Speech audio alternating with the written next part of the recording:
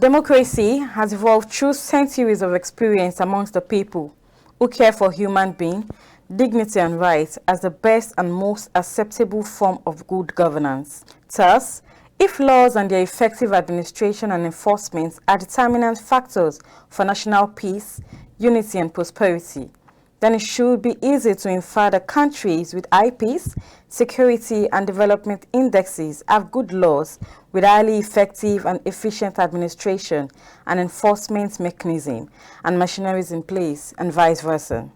In answering the roles of judiciary in ensuring good governance, here are the opinions of some legal practitioners. One of the major functions of the judiciary in ensuring a good governance is by interpreting the law.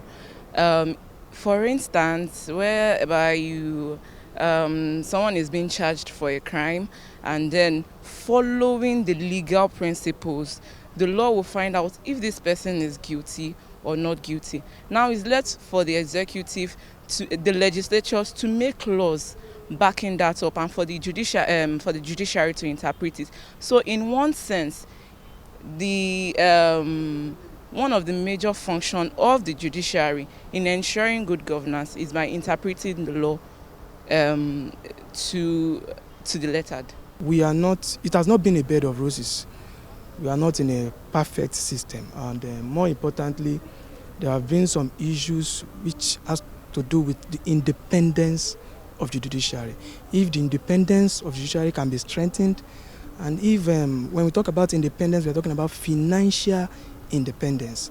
If it can be strengthened, well, I think we are really going to get there. And more importantly, beyond that, is the primary issue of, he who pays the piper dictates the tune.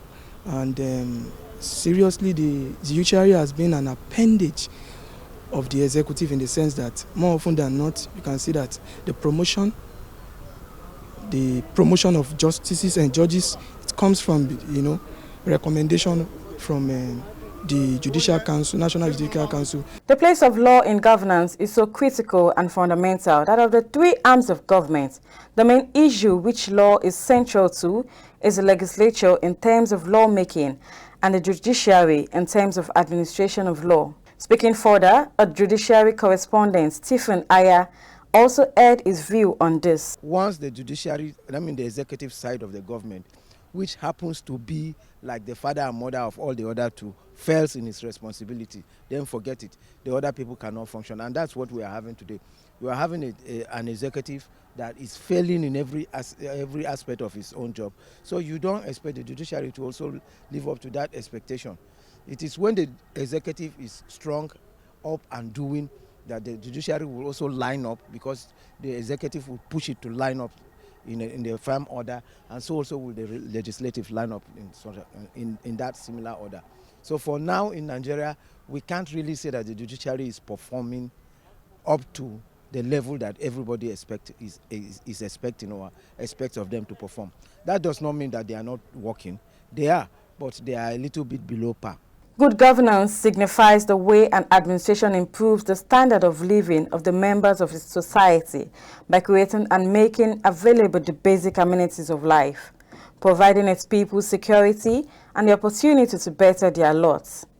So also instill hope in their hearts for a promising future, providing on an equal and equitable basis access to opportunities for personal growth, affording participation and capacity to influence, and the decision-making in public affairs.